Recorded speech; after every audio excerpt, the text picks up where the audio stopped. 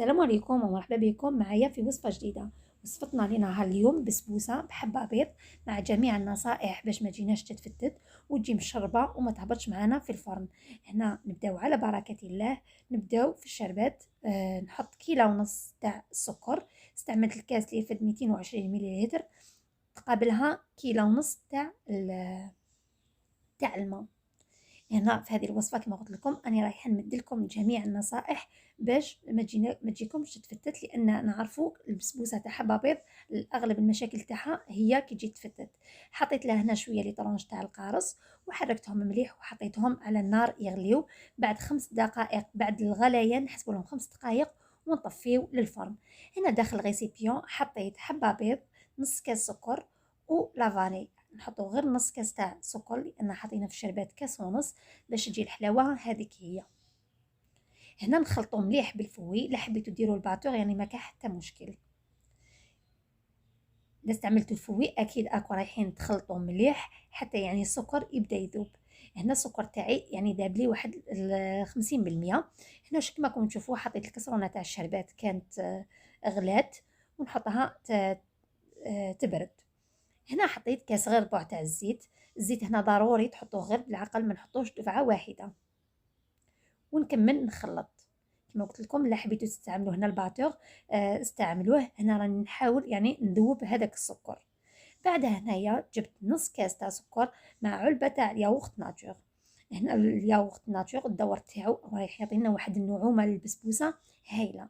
لكن لما كانش عندكم تقدروا تعوضوه بنص كاس تاع حليب واحد اخر، يعني نحطوا كاس تاع حليب لكن بشرط تكونوا روبتوه. نروبوه نحطوا له عصره تاع قارص ولا نحطوا له مغرف كبيره تاع الخل. هنا ضفت قرصه تاع الملح ونحاول نخلط. شوفوا كيفاش راني نخلط، راني نحاول ندير فقاعات. هذوك الفقاعات هما اللي راح يخلوا لنا البسبوسه تاعنا تجي طالعه. حطيت قشور تاع القارص، بعدها حطيت كاس تاع سميد يكون متوسط. نزيد نص كاس واحد اخر. استعملوا اي سميد عندكم، المهم اللي نكونوا نديروا به الكسره. بعدها اني رايحه نضيف 2 اكياس تاع الخميره كيميائيه. هنا الخميره ما تقولوش بزاف لان في البسبوسه جينيرالمون كل كاس تاع سميد راح يقابلها ساشي تاع الخميره. هنايا ضفت لها 2 مغارف كبار تاع الفارينه يكونوا ملاح معمرين مليح. دور الفارينه هنايا هي اللي راهي رايحه تخلي لنا البسبوسه تجي متماسكه وما تفتتش، وكي نخرجوها من الفرن ماهيش رايحه تعاود تهبط معنا.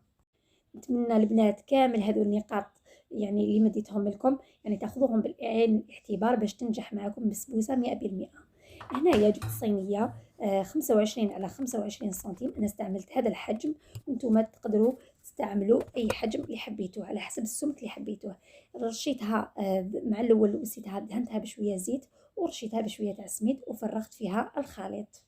هنا الفرن تاعي كنت مشعلته مسبقا على 180 درجه. نسوي كامل السطح تاعها يعني هي راهي سائله فقط خبطه خفيفه راهي رايحه تسوى معايا وندخلها لداخل الفرن.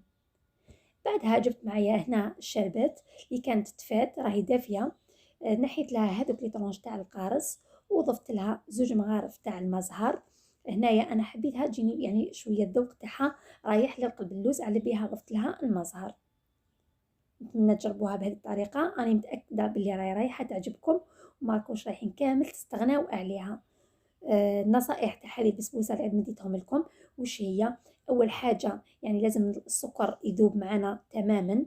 بعدها لازم كي نخلطوا تجينا شويه هذوك الفقاعات ونضيفوا لها الفارينه. هذو هما اهم النصائح في هذه الوصفه. كي خرجتها شوفوا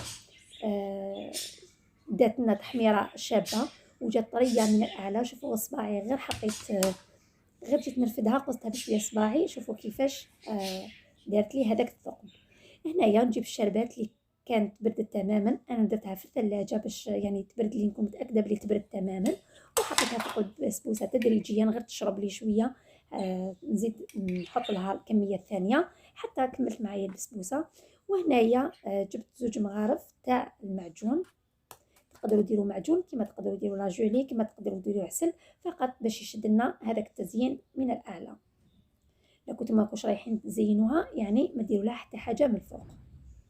هنا اللي حبت ديرها للضيوف نتمنى ديروها في أكواب فردية، هكذا رايحة تجي الشكل تاعها راقي ويجي يعني ما تفتتش معاكم لما خليتوهاش يعني ريحت.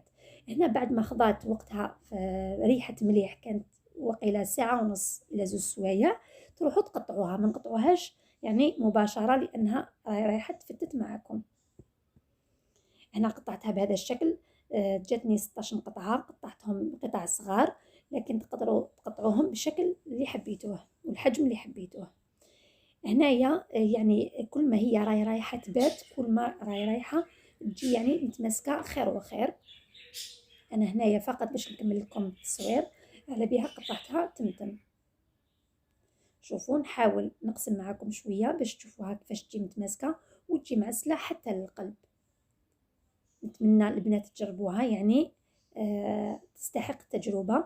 إذا عجبتكم ما تنسونيش، ما تبخلونيش بالبارطاج باش توصل لأكبر عدد من الناس. وإذا كنتم مشتركين ما كنتش مشتركين اشتركوا في القناة. وإلى هنا نختم معكم الفيديو لنهار اليوم. أستودعكم الله الذي لا تضيع ودائعه. مع السلامة.